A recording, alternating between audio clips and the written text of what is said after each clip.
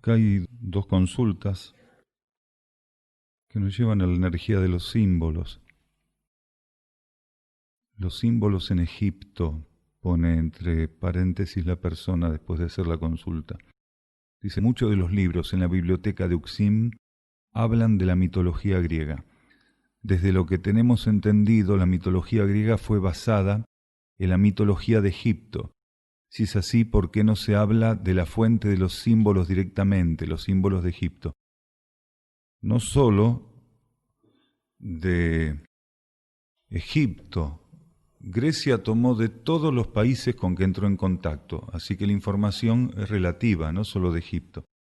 Grecia entraba en contacto con alguna región, alguna cultura, automáticamente tenía la capacidad de sintetizar los elementos que podían servir a su propia cultura. Y eso lo hizo siempre. Con mayor o menor insinuación, Grecia siempre hizo eso. Ahora, ¿cuál era la capacidad que tenían los griegos al hacer ese proceso? Ellos eran capaces de descriptificar y de actualizar esa energía. Por eso era tan importante el trabajo que hacían. Si un ser tenía que tomar contacto con la energía de un símbolo tal cual estaba criptificada o criptificado, en su condición egipcia iba a costarle mucho más. Los griegos tenían esta capacidad. Tenían una capacidad de ampliación, tenían una capacidad de actualización, de plasticidad, de flexibilización, de sintonía, y tenían algo que los egipcios no tenían, que era la capacidad de dejarse llevar por la energía, ir hacia distintos lugares, no solo establecerse, la Magna Grecia, las colonias fuera de Grecia, sino esta capacidad de ir hacia las fuentes del conocimiento. Así los griegos entraban en contacto con distintos ámbitos y una vez que sintonizaban lo que necesitaban, la energía los hacía pegar la vuelta más de una vez y retornaban a Grecia llevando todo este tipo de informaciones. Los ritos iniciáticos griegos tenían distintos orígenes, ninguno era griego. Lo que los griegos hacían era adaptar a las necesidades del momento, actualizar. Antes que ir a la fuente egipcia, que es críptica, el ser va a encontrarlo de un modo más abierto y adaptado en la fuente griega. Y esto es una interesante capacidad. Pitágoras y otros tanto, por eso decimos que los griegos iban a distintos lugares y de distintas fuentes tomaban el conocimiento. Esto fue así. En la antigüedad, los iniciados solían ser llevados por la energía, incluso lejos de las regiones donde nacían. Era realmente, aparentemente, una paradoja interesante. ¿Por qué? Porque en esa época viajar era mucho más difícil que ahora.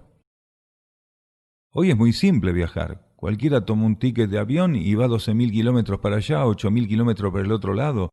En esa época, un ser, si no estaba asistido por la energía, no hacía 1.000 kilómetros, que ya lo habían matado los bandoleros, la peste, el hambre, las fieras, ¿entiende?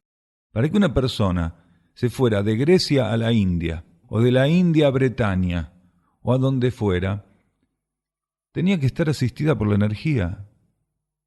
Era milagroso que una persona pudiera hacer todo eso en las condiciones terribles de los caminos, en las condiciones sociales, culturales de la época. Había regiones que estaban realmente atestadas o de bandoleros, o de fieras, o en regiones donde no había caminos, o los desiertos se comían todo. No había cierto tipo de previsiones como hoy, que las personas para viajar a algunos países tienen que entrar con todas las vacunas dadas. Era realmente un proceso energético viajar. El viaje mismo era un trance iniciático.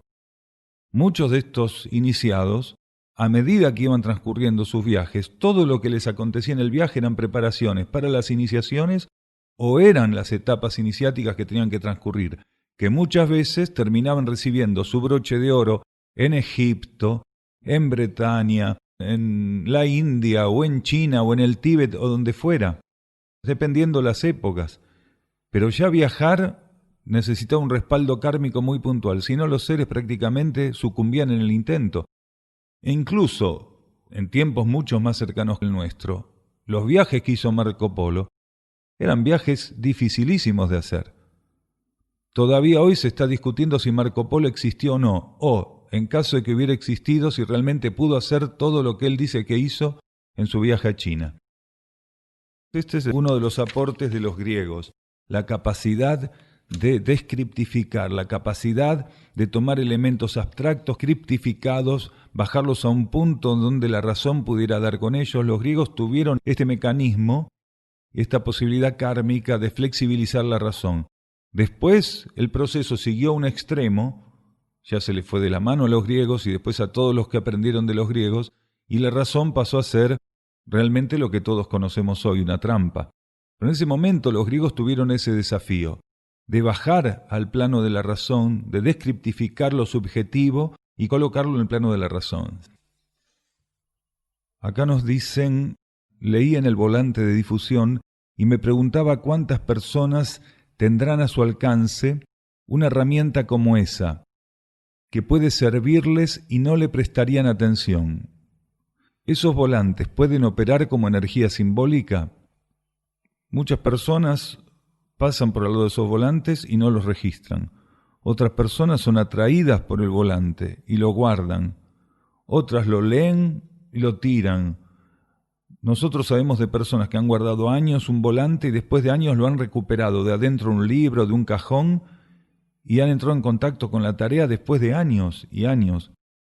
Para cada quien, un volante o lo que fuera, cualquier elemento de la vida, guarda una condición particular. No sería nada extraño que en un planeta donde la energía está buscando continuamente dar señales a la conciencia, una herramienta como esta fuera efectivamente de esa condición, esa capacidad simbólica. Es un símbolo, un volante. A nosotros, incluso el formato del volante, el contenido del volante, a nosotros se nos va mostrando desde niveles subjetivos, intentando cuidar el equilibrio del volante, que no llegue a ser críptico, pero que tampoco sea abusivo en cierto tipo de señalamientos, de informaciones, aunque para algunas personas incluso el volante puede parecer una locura.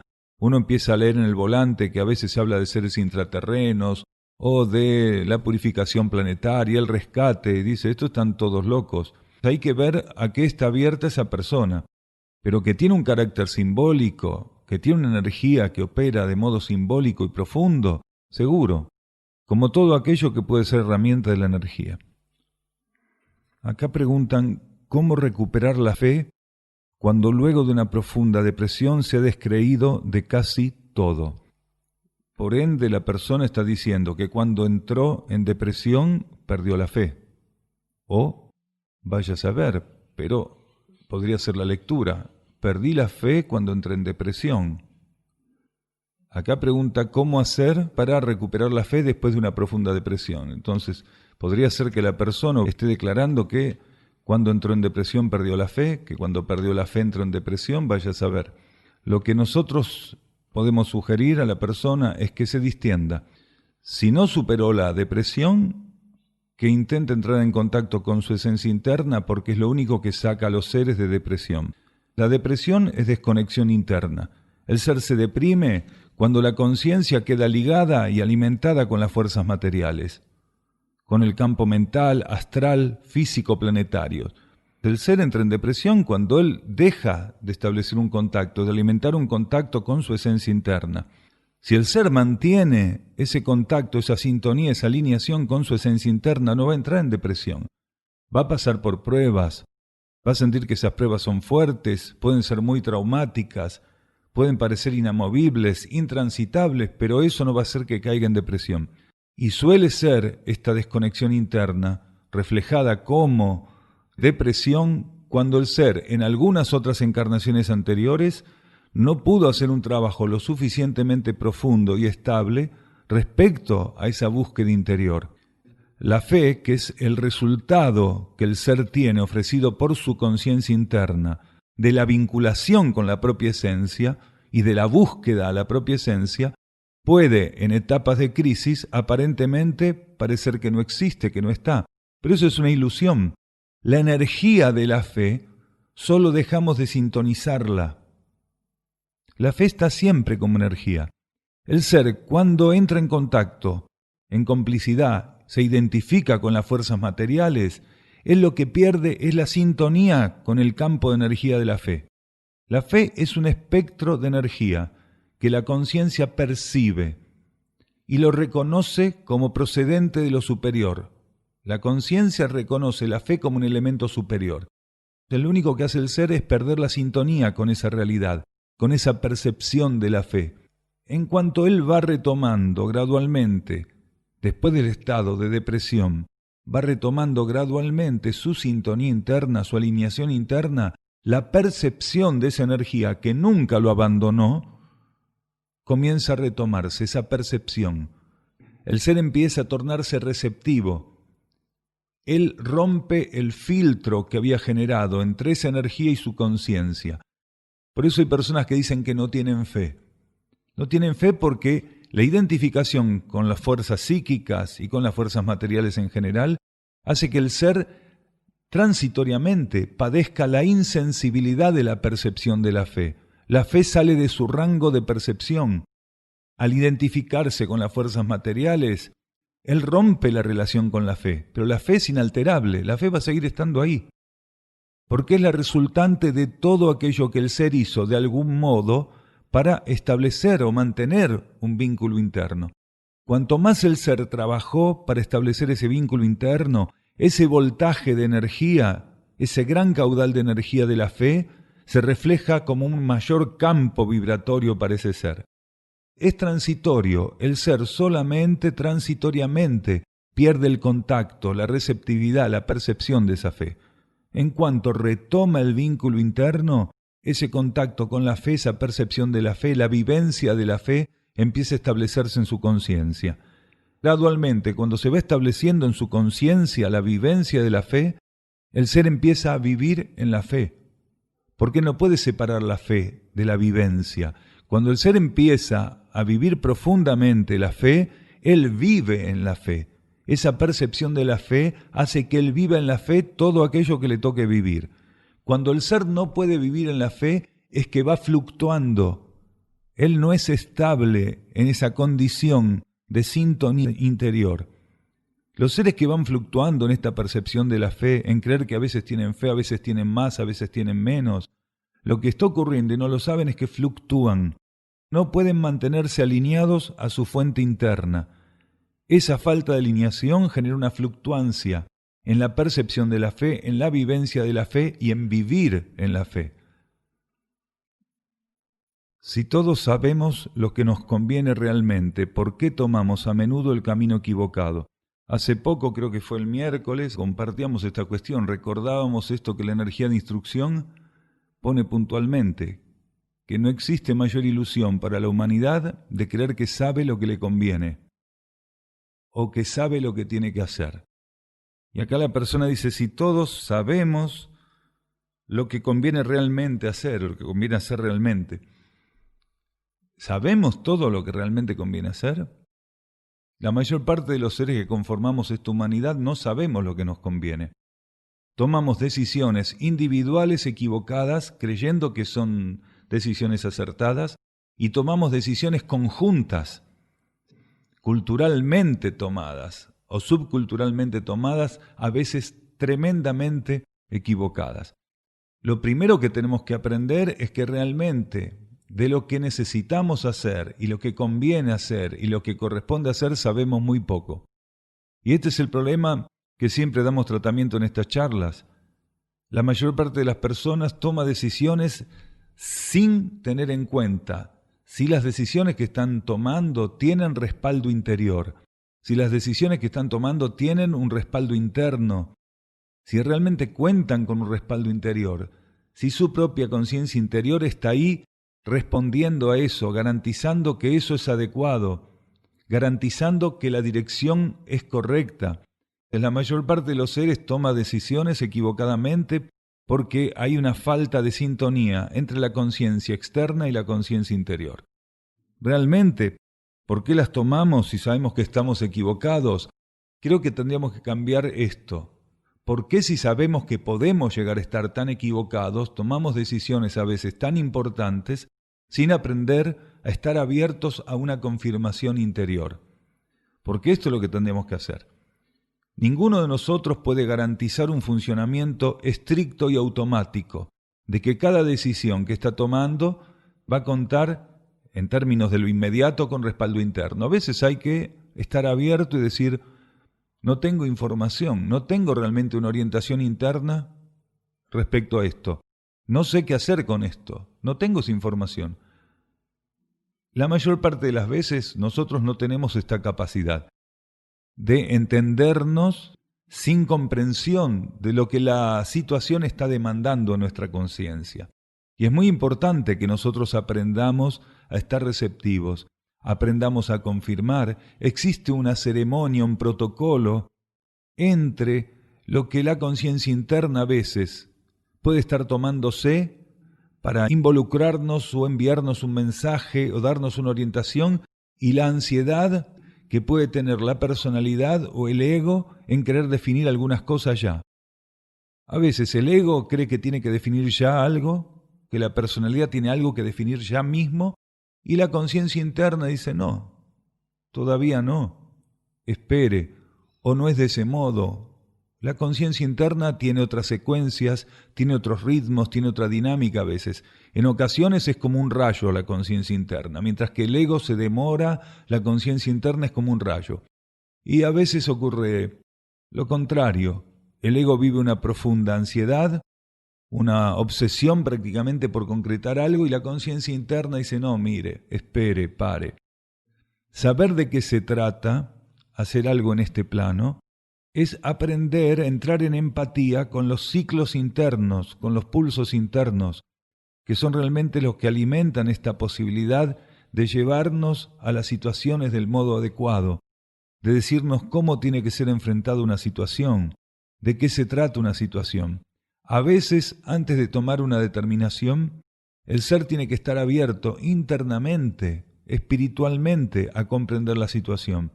Y sólo cuando comprende o entiende espiritualmente, internamente, esencialmente la situación, podría ser que la conciencia interna le pase información, estímulos o lo respalde de un modo en particular para definir esa situación.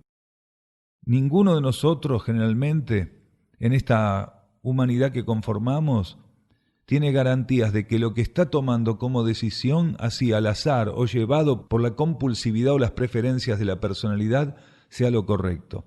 La mayor parte de los seres humanos cree que todo lo que está tomando como decisión es lo acertado, lo correcto, y que lo que está eligiendo es la realidad. Y cada vez que un ser, al tomar una decisión, no responde a las necesidades reales, él más se encapsula con la ilusión, porque después, para asumir una situación que no está respaldada internamente, él va a tener que pasar por situaciones, por coyunturas de mayor conflicto y de mayor ilusión. Cuanto más desintonizada es una decisión, lo que resulta de esa decisión puede llevarnos a mayores procesos de ilusión, de confusión, de toma de decisiones equivocadas. Por eso el ser en algún momento de su existencia tiene que aprender a refrenar las fuerzas de la personalidad y abrirse a las energías internas para ver qué resulta de ese cambio de actitud, de ese cambio de posición, de ofrecerse a las energías internas y aprender a refrenar las fuerzas de la personalidad. Acá también hacen referencia al día miércoles. Dicen que ese día hablamos sobre el camino corto y largo, sobre el camino corto y el camino largo. En cuanto a las personas que no pueden seguir el camino corto, se mencionó que tendrían que ver qué necesidades tienen. No nos quedó muy claro este asunto. Agradecemos si se puede profundizar. Cuando decimos qué necesidades tienen, estamos diciendo el camino largo es un camino de perfeccionamiento, de autoperfeccionamiento, de pulimento. El ser tiene que aprender a estar atento para ver qué aspectos de la personalidad, qué aspectos del carácter tienen que ser pulidos, qué cosas tienen que ser reforzadas, dónde flexibilizar, dónde ajustar más la atención. Es un trabajo de afinación continua, de ver dónde está desafinada la cosa y afinar, de ver dónde está sin pulir y pulir, de ver dónde está desacomodado y acomodar. Cuando decimos que el camino largo es un camino que se concreta o debería concretarse en base a las necesidades del ser, es precisamente que no hay un tópico para cada individuo, sino que cada ser, cuando está transitando ese camino largo, evolutivo, esa etapa del camino largo, él tiene que aprender a reconocer genuinamente qué es lo que le corresponde, pulir, perfeccionar, corregir, reorientar, equilibrar. Es un trabajo de reconocimiento arduo. El camino largo es un trabajo de reconocimiento arduo, de mucha humildad, de autoconocimiento, de autoobservación. Si el ser no puede tener la capacidad de observarse profundamente, de conocerse profundamente, de entender que él tiene que transformarse y aprender a ser guiado internamente hacia la observación de las prioridades, del orden, de aquel tratamiento sobre su personalidad, sobre su carácter, realmente va a pasar por situaciones de desacomodamiento hasta que él se dé cuenta. La mayor parte de los seres va por el camino largo. La mayor parte de los seres va por el camino largo. Y como también decíamos el día miércoles, hay etapas donde el ser, transitando ya más avanzadamente el camino largo, intenta ver qué pasa si él se vuelca al camino corto. Y podría ser que no esté preparado todavía, que haga algunos intentos y tenga que revertir y volver nuevamente al camino largo. Y así, con cierta periodicidad, cada tanto, el ser va a intentar ir por el camino corto. Puede ser que en algún ciclo o etapa, al intentarlo, él pueda concretar eso. Esto de ir por el camino corto. Puede ser que lo concrete, donde ya no importa si él tiene o no ciertas cosas para pulir, si tiene algunas cosas que ajustar, que ordenar. El camino corto suple todo eso cuando el ser llega a una capacidad de entrega y de vocación interior, de aspiración, de fe, de obediencia, tan profunda que todo lo demás pasa a transmutarse. Cuando el ser tiene una fe profundísima, una capacidad de entrega, de persistencia, de obediencia, si él tiene esas condiciones, puede volcarse al camino corto y todo lo demás se va transmutando, la energía lo va transmutando. Mientras que en el camino largo, el proceso, si bien necesita de fe, si bien necesita de intención de transformación, si bien necesita de entrega, de vocación interna, no la necesita en los volúmenes, voltajes, cualidad y condición que en el camino corto. Quiere decir, esas cualidades del ser tienen que estar sumamente establecidas en su conciencia. Fe, obediencia, entrega, persistencia, persistencia, persistencia, persistencia, persistencia y muchas persistencias más. Cuando uno va a subir a la terraza de un edificio, el camino corto sería escalarlo si no hay ascensor. El camino largo es la escalera, que se encaracola dentro del edificio.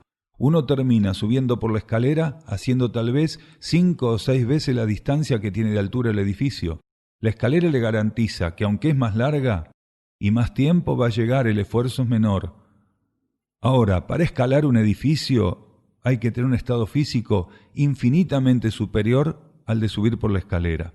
Entre 2 puntos, la distancia más corta es la línea recta. El camino largo es un camino sinuoso, es una espiral, es una escalera en caracol o como cada uno lo quiera ver.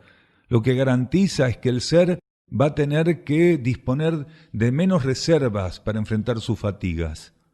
En el camino largo, él va a tener un trabajo más arduo en cuanto a la cantidad de elementos, a la cantidad de condiciones variadas que la personalidad va a tener que vivir como receptoras de un trabajo puntual de observación, de pulimento y de transmutación. En el camino corto eso no existe directamente. El ser va tirando para arriba la soga, engancha y trepa. Y tiene que tener una resistencia muy particular. Y sobre todo no tener vértigo.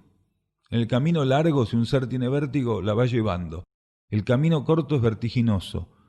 Porque cuando el ser se entrega profundamente a la energía, es vertiginoso lo que pasa en la conciencia.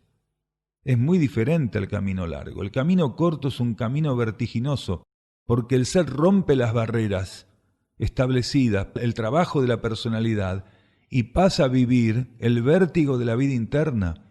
Él pasa a vivir directamente ligado a la acción de las leyes internas, una cantidad de aspectos de la existencia que antes no vivía de ese modo, no transcurría de ese modo. ¿Cuál debería ser la característica principal de un ser autoconvocado? ¿Puede tener un ser así problemas para servir por las fuerzas involutivas? Sí, claro, en este planeta está lleno de situaciones que viven seres autoconvocados y que están relacionados a la injerencia de las fuerzas involutivas. Hay muchísimos seres que están presentes en la superficie planetaria, que están puestos a prueba continuamente por las fuerzas involutivas. Y muchos de esos seres llegan a estar puestos en jaque por las fuerzas involutivas, casi los inhabilitan. Prácticamente en el plano externo muchos de ellos no pueden hacer nada, porque esas fuerzas logran ponerlos a prueba de un modo, logran ponerlos en jaque de un modo tal que prácticamente no pueden operar en el plano externo. Por eso hay tantos seres autoconvocados en estado de inoperancia o una operancia, una capacidad de colaboración para el plano evolutivo muy disminuida en términos externos. Ahí vamos a la primera parte de la pregunta, porque el ser autoconvocado es un servidor interno del planeta. Primero es un servidor interno del planeta, después sí aquella autoconvocatoria que él propone, aquello de proponerse como autoconvocado, que eso es reconocido por la jerarquía de un modo válido, podría llegar a estar habilitado también en el plano externo para trabajar a favor del plano evolutivo. El ser autoconvocado se ofrece a participar de la situación planetaria bajo la condición que sea. Está ampliado en conciencia y se ofrece a colaborar con la situación planetaria. La jerarquía puede aceptar ese proceso de diversos modos, ese ofrecimiento de diversos modos, incluso permitiéndole estar presente en la materia. El ser autoconvocado primero es aceptado en los niveles internos, sirve en los niveles internos y puede llegar a extenderse, a reencarnar en la materia. De los que están encarnados, quiere decir los que lograron encarnar cuando esa autoconvocatoria fue aceptada, muchos están desarticulados. Su conciencia interna sigue sirviendo, pero ellos en la materia, muchos de ellos, no todos, están inhabilitados, están neutralizados por las fuerzas involutivas. Ahora, el beneficio que tiene el ser autoconvocado, acá dice, ¿cuál debería ser la característica principal? Es el conocimiento de la situación planetaria. Esto lo dijimos muchas veces. Es lo que define al ser autoconvocado. El ser es un autoconvocado porque él comprende la situación planetaria. Internamente, él está en sintonía con los campos de energía, con aspectos de la vida planetaria y con distintos grados de la jerarquía que le permiten tener la información de la situación planetaria. Esa información, ese conocimiento de la situación planetaria es lo que genera en él ese movimiento de conciencia que se define como autoconvocatoria. Cuando él comprende la situación planetaria, se ofrece para colaborar. En caso, como decimos, de que llegara a instancias de incluso encarnar para colaborar, podría pasar por esta situación que hoy muchos autoconvocados padecen, que es ser neutralizados por las fuerzas involutivas. Acá nos colocan, me gustaría saber cómo reconocer el cuerpo emocional antes de manifestarlo. Esto es imposible, porque el ser está encarnado, así él crea que no siente nada, crea que no desea nada, él siente un bloqueo emocional, él está manifestando su conciencia emocional, se está manifestando a través de su conciencia emocional. Es imposible que un ser primero reconozca su cuerpo emocional para después manifestarlo. El ser lo que tiene que hacer es un trabajo de autoconocimiento profundo. Entonces el ser encarna y ya automáticamente él está continuamente expresando aspectos de su conciencia a través de su centro emocional. No hay forma de que eso no ocurra. Puede ser que esa expresión sea desmesurada, puede ser que esté bloqueada, puede ser que esté equilibrada, quiere decir, puede pasar por los extremos o por el equilibrio, pero él siempre va a estar manifestándose de algún modo con esa conciencia emocional, del mismo modo que va a estar manifestándose siempre de algún modo con su conciencia mental. Puede tener una conciencia mental elevada, ampliada, puede tener una conciencia mental muy limitada a una conciencia mental normalizada, estándar. Pero sea los extremos o el centro, el medio, es lo mismo. No hay modo de que el ser no se manifieste continuamente a través de esos vehículos.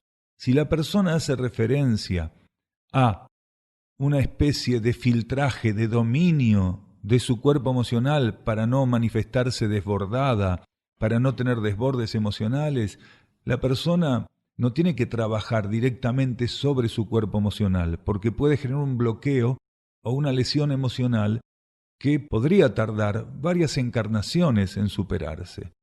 Porque cuando el ser genera este tipo de atención y bloquea su cuerpo emocional o su cuerpo mental, quiere decir su conciencia psíquica, lo mismo que el cuerpo físico, después trascender eso puede demorar mucho. El ser lo que tiene que buscar es su propio orden interno. Si el ser encuentra su orden interno y él se sostiene en adhesión a ese orden interno, si él se sostiene en sintonía con su orden interno, gradualmente el orden interno empieza a tocar, a volcarse en el cuerpo psíquico, en la conciencia mental, en el cuerpo emocional. Gradualmente el cuerpo emocional va siendo tocado por el orden interno, empieza a ser armonizado por el orden interno, empieza a ser conducido por el orden interno. ¿Conducido a qué? A vivir expresiones de corte astral más elevadas. Porque cuando el orden interno toca la conciencia emocional, la va llevando a una comprensión de la percepción de la vida planetaria, la va llevando a una actitud en el marco de las percepciones de la realidad muy diferente a cuando la conciencia emocional está identificada de un modo instintivo con lo que ocurre y ella pierde el parámetro y se involucra con las fuerzas que están liberadas en el campo psíquico del planeta. Quiere decir, se identifica la propia conciencia emocional con las fuerzas psíquicas planetarias, sobre todo con la contraparte astral del planeta, con la capa astral. Lo que hay que hacer es buscar el orden interno. Por eso esto que decimos en muchas charlas, de aprender a diferenciarnos en conciencia de los cuerpos que tenemos para actuar, es muy importante. Si estoy involucrado con mi cuerpo emocional, es muy difícil que pueda llevarlo al orden interno, porque ¿quién tiene que llevar al orden interno, presentarle protocolarmente, ceremonialmente la vida interna al cuerpo emocional y al cuerpo mental? Es el ego. Y el ego tiene que haber tomado distancia de los cuerpos, tiene que haber entendido que los cuerpos son herramientas que él tiene que poner a disposición de la vida superior. El ego tiene que estar atento para no involucrarse, no confundirse, no identificarse con el cuerpo mental, con el cuerpo emocional. Entonces, si no se identifica, no se confunde el ego y ofrece al cuerpo mental y al cuerpo emocional, le ofrece el camino interno, le ofrece el camino del cosmos interno, gradualmente, si el ego se sostiene en ese ofrecimiento, gradualmente la energía del ofrecimiento va llevando a la conciencia psíquica, al campo mental, al campo emocional, a una gradual polarización y apertura de las energías interiores. De ahí el proceso empieza a armonizarse, el orden interno se empieza a instalar aquí. Las expresiones emocionales y las expresiones mentales van a ser expresiones de ese orden interior, de esa esencia interna. Sin ese proceso, imposible. ¿Por qué? Porque los cuerpos responden libremente a las fuerzas de la materia. Y este también es el problema básico que tiene la mayor parte de la humanidad. Incluso personas que tienen reacciones desmedidas que no son propias, son por identificación con la capa psíquica. Muchas personas que no están atentas, no se dan cuenta y tienen reacciones fuertísimas que son por sintonía con la capa psíquica, del mismo modo que el ser pasa a expresar el orden interno cuando logra una sintonía con su propia esencia interior y empieza a volcar ese orden interno en lo que va haciendo. Del mismo modo, si la sintonía no es para con el orden interno y es para con el desorden y el caos de la materia, él va a expresar eso. Si sintonizo mi vida interna, lo que haga va a ser expresión de esa sintonía interna. Si sintonizo con la fuerza de la materia, al revés, lo contrario. En realidad, ese sueño fue una vivencia astral. El alma lo que permitió es que recordaras una vivencia astral. Muchas de las cosas que aquí por algún motivo no podemos hacer fluidamente, cuando estamos en sueño, si no logramos un traspaso más interno en el estado de sueño, podemos ir al plano astral, a la capa psíquica. Ahí el alma permitió que veas qué ocurre si no podemos ultrapasar esa capa y ligarnos a la energía del alma en el sueño.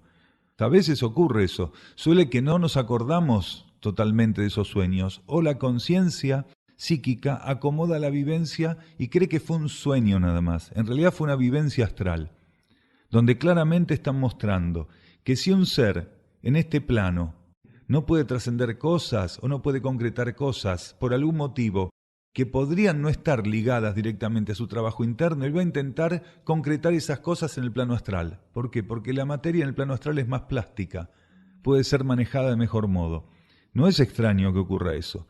Si la personalidad hay algo que no puede concretar acá y se duerme y no puede ligarse profundamente a la energía del alma, se va al plano de los deseos, al plano astral, al nivel de los deseos, y ahí intenta concretar las cosas. El alma, de algún modo, cuando encontró la conciencia polarizada en el plano astral, la estimuló para darse cuenta que hay que desapegarse de todo eso, que hay que pasar todo eso, salir, transitarlo, trascenderlo. Acá una persona nos pone, vamos a pedirnos que nos amplíe un poco lo que coloca acá, porque hay muchas informaciones que pueden estar presentadas de un modo que nosotros desconocemos. Acá habla de Zacarías Sitchin y Anunnakis, ¿puede ser? ¿Quién colocó esto? ¿Nos contás un poco eso? Una versión del trabajo de las jerarquías, es ese. La vida humana no es un experimento ni es la consecuencia de ninguna otra cosa que el trabajo de las jerarquías. No importa qué nombre se le ponga, no importa qué mito o qué revestimientos tenga. Nosotros somos como cultura, nosotros somos como raza, nosotros somos como humanidad, el trabajo puntual y arquetípico que las jerarquías asumieron en este sector del cosmos. La humanidad que está presente en el planeta no es una casualidad, no es resultado de un experimento, ni nada de eso. Las informaciones a veces se deforman de un modo tal que podría resultar que circule de este modo, por ejemplo. Hay líneas de pensamiento filosóficas o de cercanía o de cierta cercanía cósmica o espiritual que dicen que el hombre es la resultante de un experimento cósmico, que seres de alta evolución vinieron, poblaron el planeta. Algunas de estas teorías dicen que se juntaron o se cruzaron con hembras de la especie, otros dicen que no, que directamente vinieron hembras y machos y la resultante de esa producción somos nosotros. No importa cómo se lo quiera plantear. La realidad es que todo lo que ocurre en este planeta es la resultante de una planificación arquetípica logoica. Las jerarquías planificaron que los reinos, incluido la humanidad, fueran pasando y transitando por etapas. La jerarquía planificó que en ciertas etapas o en ciertos ciclos o en ciertas etapas de determinados ciclos ingresaran al planeta conciencias de una cierta condición que sirvieran para fortificar la expresión de esos arquetipos. Esto puede haber quedado mitológicamente presentado de muchas formas, pero la realidad es que la humanidad no es un experimento ni el resultado de un experimento. La humanidad es la resultante de un trabajo meticuloso, arquetípico, sostenido, respaldado, asistido, conducido, preservado por las jerarquías. Y esto la jerarquía lo hace en todo el cosmos. La jerarquía no permite que el cosmos sea una casualidad, ni que ingresen o egresen seres y que se den civilizaciones o culturas simplemente por capricho. La jerarquía está detrás de todo esto, es la garantía de todo esto. Lo mismo que está ocurriendo hoy, que la humanidad terrestre está siendo preparada para enfrentar un nuevo ciclo, para expresar una nueva etapa, tanto humana como planetaria, solar y cósmica. Lo mismo ocurrió para atrás. desde el primer asomo, cuando la conciencia tenía esa condición de inocencia, donde iba a empezar la exteriorización de la conciencia en la interacción espíritu-materia, esa exteriorización que representa la interacción espíritu-materia, todo eso empezó a ser planificado, a responder una planificación. Lo que no ocurrió es que la humanidad, en cada ciclo y en cada etapa, pudiera ponerse a la altura de la propuesta arquetípica. La humanidad siempre quedó por debajo de esa propuesta arquetípica. Que existieron jerarquías que ingresaron al campo de la vida humana para conducir más cercanamente la vida humana, eso ha existido siempre y va a seguir existiendo. En algunos momentos más insinuadamente, más profundamente, en otros momentos menos, pero eso existió siempre. El planeta siempre fue asistido por la jerarquía. Cuando fue necesario, ingresaron conciencias de alto nivel evolutivo con determinadas características. ¿Qué quiere decir determinadas características? Que la experiencia cósmica que tenían esas conciencias, quiere decir, el bagaje cósmico que traían, era en síntesis la energía que necesitaba la humanidad para recibir ciertos estímulos. Por eso siempre ingresaron mónadas con determinadas características cuyas trayectorias evolutivas eran las que realmente servían como estímulo a la humanidad, en cada caso según las experiencias que la humanidad tuviera que concretar o que reforzar. Esto existió siempre. Lo que tenemos que tener cuidado es de no creer que es una casualidad, que vinieron cuando quisieron, que se fueron cuando quisieron, que nos dejaron el legado de su conocimiento superior y después se volvieron a su casa. Eso no existe. Eso no existe. Las conciencias superiores realmente, los seres que tienen conciencia superior, no llegan cuando quieren, hacen lo que quieren y se van cuando se les ocurre. Los seres que llegan a un campo de vida planetario y tienen conciencia superior y son expresión del orden cósmico, llegan traídos por ese orden cósmico, se mantienen haciendo lo que corresponde en respuesta a ese orden cósmico y si se tienen que retirar en tandas monádicas del ámbito donde estuvieron haciendo ese proceso, se retiran en obediencia y en respuesta también al orden cósmico. No es de otro modo. Son miembros de las jerarquías. Según la etapa de la humanidad, se ha necesitado que la jerarquía llegue a estar bien en el plano concreto. Bien en el plano concreto. La jerarquía en cuerpos encarnados, caminando con los hombres, gobernando a los hombres, asumiendo roles sacerdotales, roles de gobernantes. Eso existió en ciertas etapas de un modo muy puntual, la jerarquía sumergida en la materia. Después, como está simbolizado en la instrucción, la jerarquía se despega de la materia y asciende para que la humanidad también pueda despegarse de la materia y seguir el orden ascendente que la jerarquía propone. Cuando estos seres se retiraron a niveles subjetivos y dejaron de estar en la materia, lo hicieron sabiendo que eso también era un estímulo para la humanidad donde habían estado operando en el plano material. Cuando la jerarquía despega de la materia, en ese despegue está invitando a la materia a la ascensión y está invitando a las partículas que están haciendo experiencias en la materia también a ascender, a ir para arriba.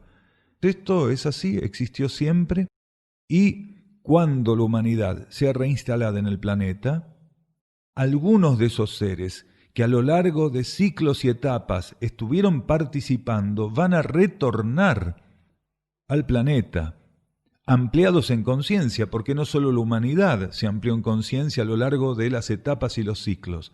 Muchos de esos seres que ya tenían un alto nivel evolutivo van a retornar, ampliados en conciencia, para retomar algunos aspectos de aquel trabajo que hicieron con la humanidad. Porque las mónadas, cuando hacen trabajos en conjunto, o las conciencias cuando hacen trabajos en conjunto, suele ocurrir que cada X cantidad de pulsos cíclicos o de etapas cósmicas se vuelvan a unir para asumir aspectos de ese trabajo en un plano superior de la espiral, en un marco superior de esa espiral donde hicieron las cosas, ¿entiende? Esto va a volver a ocurrir. Y conciencias de muy alto nivel evolutivo son las que van a retornar a asumir ese trabajo con la humanidad.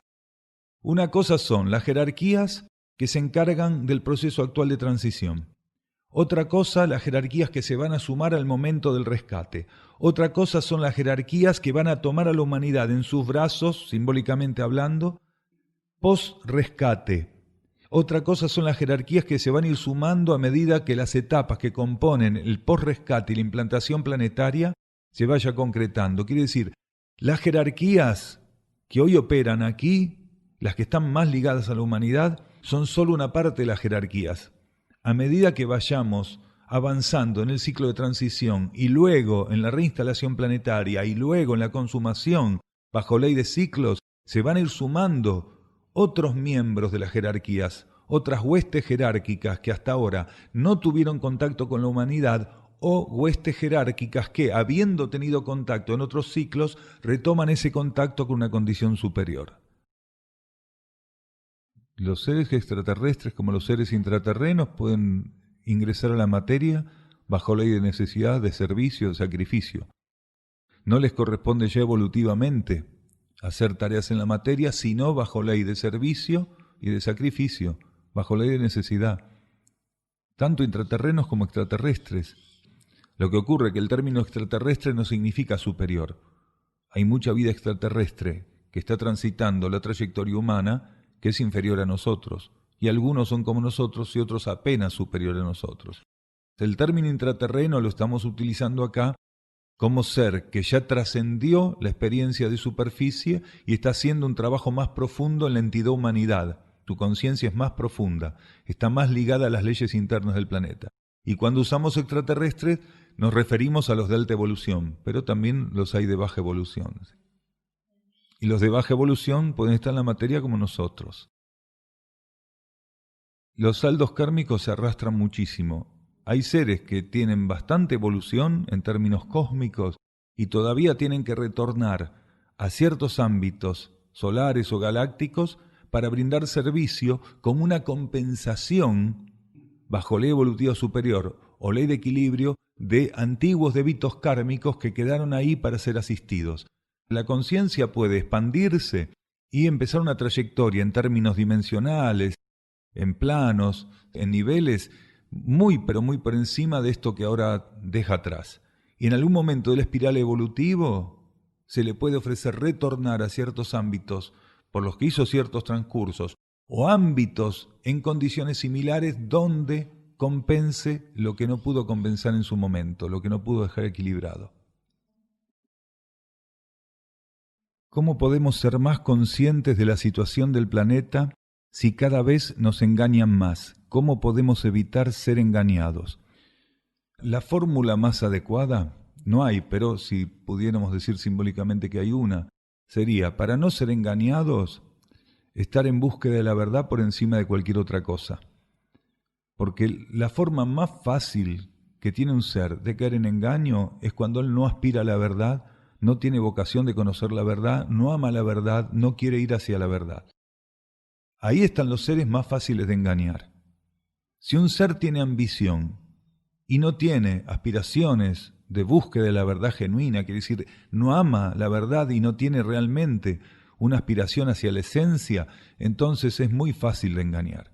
Porque la ambición y esa falta de vocación de encontrarse con la verdad hace el resto. Los seres que hoy en el planeta van a dejar de ser engañados o van a dificultar más a las fuerzas involutivas que los puedan engañar son los seres que van reforzando su búsqueda de la verdad y su entrega a la verdad. El que continuamente prioriza la búsqueda de la verdad, ese ser va a ser engañado más dificultosamente que los otros. De todos modos, en la búsqueda de la verdad, como en la identificación con la mentira, hay pruebas. Tanto los que buscan la verdad realmente con profunda devoción interna, como aquellos que no están entregados a la verdad y están involucrados con un mundo que es mentiroso y que es dudoso, ambos van a vivir pruebas. Lo que va a ocurrir es que las pruebas van a ser diferentes, van a tener otro tenor. El ser que busca la verdad, en su búsqueda de verdad, en su intención de reducir la distancia con la verdad, va a ser probado, va a enfrentar pruebas continuamente.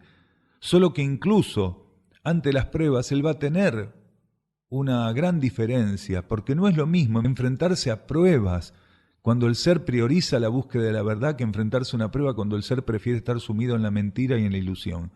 Porque aquel que se enfrenta a pruebas, identificado con la ilusión, con la mentira, ese no tiene herramientas para entender de qué se trata la prueba. El que busca la verdad, cuando se enfrenta a una prueba, sabe que en la prueba lo que tiene para liberar es la verdad. Al enfrentarse a la prueba, él trabaja para que la verdad no esté más presa. El que se enfrenta a una prueba en búsqueda de la verdad, trabaja para liberar la verdad y la esencia que está en la prueba.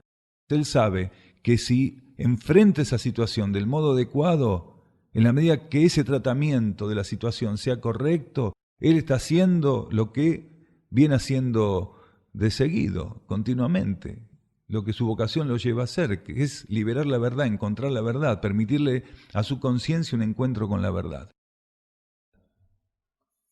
¿Cómo regulan su fuerza las mónadas y así asumir su tarea?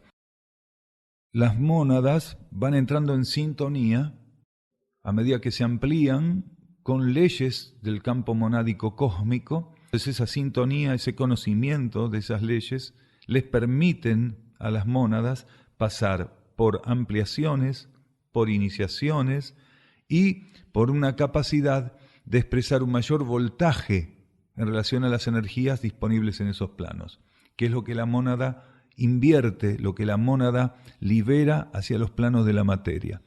A medida que la mónada va ampliándose, va pasando por iniciaciones, va conociendo las leyes cósmicas de un modo más profundo, ella regula esas energías de un modo también más ordenado, de un modo más efectivo, de un modo más sintético, de un modo más económico. Cuanto más se amplía la mónada en el nivel cósmico, mayor dominio de las energías tiene, mayor dominio de la economía de energías, mayor dominio del orden y la estabilidad de las energías que tiene que colocar en la materia. Eso es todo lo que hace la mónada. Aprender a relacionarse con las leyes en ese plano y aprender esta aplicación, esta liberación, este direccionamiento de las energías a los niveles inframonádicos. ¿Cuál es el sentido de que una persona pudiera estar en contacto con una civilización interna, intraterrena, interna, y el ego o la personalidad no percibieran lo que está ocurriendo en ese momento? Seguramente la persona está diciendo una mónada. Entonces la pregunta sería, ¿cuál es el sentido de que una mónada o que de la mónada de un ser pudiera estar en contacto con una civilización intraterrena y el ego o la personalidad no percibieran lo que está ocurriendo en ese momento? De esto también hablamos muchas veces, que la personalidad no necesita esa información. Por algún motivo, la mónada, la conciencia interna o el alma consideran que esa información no tiene que ser ofrecida a la personalidad. ¿Por qué? Porque hay informaciones que requieren de una mayor madurez por parte de la personalidad o del ego. Si el ego en ciertas etapas o la personalidad en ciertas etapas recibiera informaciones que no necesita, eso sería un peso y sería una interferencia para ella. Si nuestra conciencia interna está en contacto con civilizaciones interiores o intraterrenas, o con conciencias de alto nivel evolutivo, cósmicas, y la personalidad está ajena, no es consciente de eso, es porque posiblemente sería una gran interferencia para nosotros esa información. Si necesitáramos esa información por la vía intuitiva, por la vía subjetiva, esa información no llegaría. Y cuando estuviéramos ante esa información, podríamos contar con herramientas de equilibrio y armonía para estar ante esa información. El impedimento mayor que tiene el ser humano para estar ante esas informaciones es la ambición que tiene. La ambición, el egoísmo, la competitividad. Muchos seres humanos en los niveles internos están listos para estar en contacto con conciencias de alto nivel evolutivo, pero el ego es inmaduro, la personalidad es inmadura. Si contara con esa información, la personalidad interpretaría equivocadamente algo así como que es superior al resto. Para evitar, ya que la personalidad humana tiene esa tendencia a competir, a comparar, para evitar eso, si no es necesario, la información no llega. Cuando el ego y la personalidad están maduros, si es necesario, llega. El ser está ante esa información como lo que es. ¿Y qué es? Un patrón vibratorio, un estímulo energético esa información. Mientras que si está inmadura la personalidad, la información la toma como un elemento de ostentación, como un elemento de competitividad, de jactancia, y no está abierto a la esencia de la información, porque esa información interna es un patrón vibratorio. La conciencia interna le dice a la personalidad, le indica a la personalidad o al ego que está ocurriendo en los niveles internos un determinado contacto, participación espiritual o cósmica, tanto intraterrena o extraterrestre. Le está informando eso porque el ego tiene que hacer un trabajo con esa energía, con la energía de esa vibración, ¿se entiende? Para que no se malogre el proceso y el proceso pueda seguir su marcha, la personalidad la mayor parte de las veces permanece ajena. Realmente el contacto con estas civilizaciones es interno y en muy pocos casos es externo. Muchas personas vienen a estos lugares para ver si tienen experiencias trascendentes. ¿Podría ser que alguno de estos seres tenga resultados negativos al venir a estos lugares?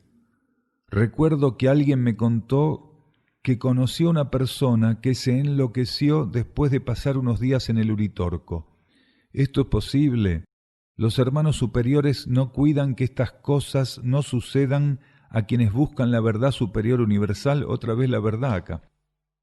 Una persona sube al Uritorco o sube a la terraza de su casa y se vuelve loca, es lo mismo, no tiene que ver con que haya subido el Uritorco o no haya subido el Uritorco. Sí, las condiciones energéticas son muy diferentes. Posiblemente si tiene que vivir algún tipo de experiencia traumática en particular, podría ser que la conciencia interna lo lleve a un ámbito como el de esta región que tiene una energía muy potente y particular. Pero un ser no se vuelve loco por buscar la verdad. Se vuelve loco, tal vez, si se alejó de la verdad durante una cantidad de encarnaciones y ese alejamiento estuvo acompañado con una confusión inmensa que hizo que ese ser confundiera la verdad con la ilusión y la ilusión con la verdad. En esta etapa del planeta, quienes no buscaron profundamente estrechar vínculos internos con su esencia, con su verdad interna, con su orden interior, podría ser que hoy pasen por situaciones de locura, de desequilibrio psíquico, muy fuertes. Entonces eso es posible, pero no por subir al Uritorco, ni por venir a estas regiones, ni por ver una nave, ni por nada de esto, sino porque el ser no pudo estar ante su propio orden interno adecuadamente y en algún momento, no importa la situación que sirva como detonante, en algún momento se podía o se tenía que llegar a manifestar como una afección psíquica, en este caso mental. No es el lugar. Sí, los seres deberían cuidarse de estar donde tienen que estar y de no tener estas confusiones de ir a donde no les corresponde. Eso facilita la expresión del orden interno. Pero supongamos que esta persona que subió al Uritorco, que estuvo algunos días en el Uritorco, se baja del Uritorco y dicen que se volvió loco. Que un ser venga a un ámbito como estos, por más energía que haya, aunque no le correspondiera, porque él hizo uso del libre albedrío antojadizamente, y se va al Uritorco, eso no es suficiente para que se vuelva loco nadie. Lo que ocurrió es que posiblemente, como detonante, la energía del lugar habilitó un proceso traumático que estaba previsto y que la energía del lugar, por su intensidad, su característica, su condición, facilitó con una mayor economía, podríamos decir. Facilitó con mayor economía. Estos lugares no vuelven loco a nadie. Alguna vez de chico me decía mi abuela que si iba a ciertos lugares me iba a volver loco, porque ahí está el diablo. Esos lugares eran las escuelas de teosofía, de espiritismo, todas las cuestiones espirituales de la época que estaban a disposición de quienes querían romper sus vínculos religiosos o con la religión oficial. Y nadie se volvía loco por eso. Sí había gente que iba a esos lugares y se volvía loca, del mismo modo que hay gente que va a un templo de cualquier religión y también puede salir loca. La locura no procede de eso. Hay ámbitos que pueden facilitar determinados procesos que están al corto plazo delante del ser, en la vida que el ser tiene que transcurrir. ¿Alguien quiere preguntar algo más? Está ahí latente, por eso decíamos, son procesos kármicos que el ser tiene que vivir. No tiene nada que ver nada. El ser sufre un deterioro psíquico cuando él no puso, no ofreció, no sostuvo ante su esencia interna lo que él es en este plano. Psicofísicamente, pero psíquicamente es prácticamente una norma. Si el ser no ofrece su conciencia psíquica a la luz interna, más tarde o más temprano su conciencia psíquica se va a lesionar.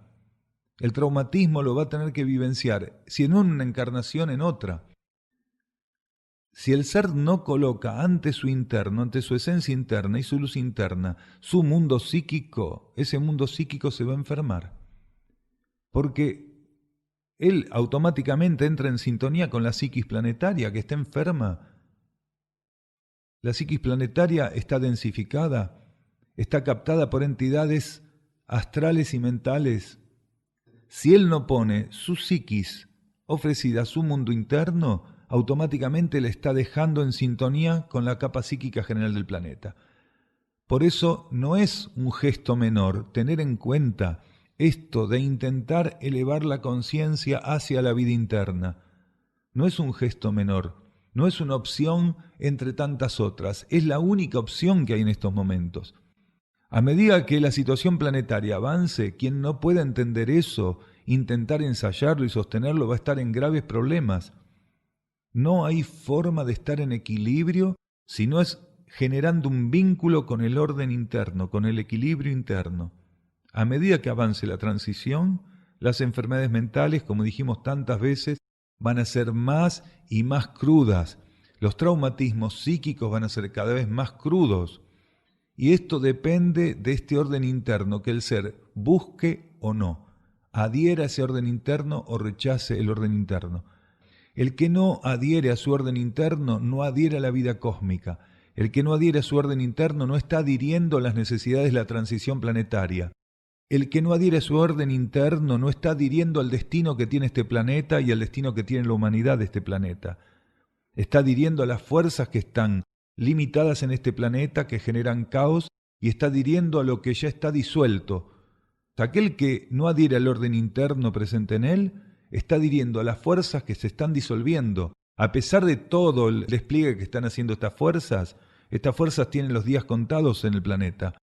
Si no adhiere al orden interno, el ser está adhiriendo a fuerzas que ya están asignadas para su disolución, por lo cual él mismo está ofreciendo su conciencia psíquica a un estado de caos, a un estado de disolución, ¿se entiende?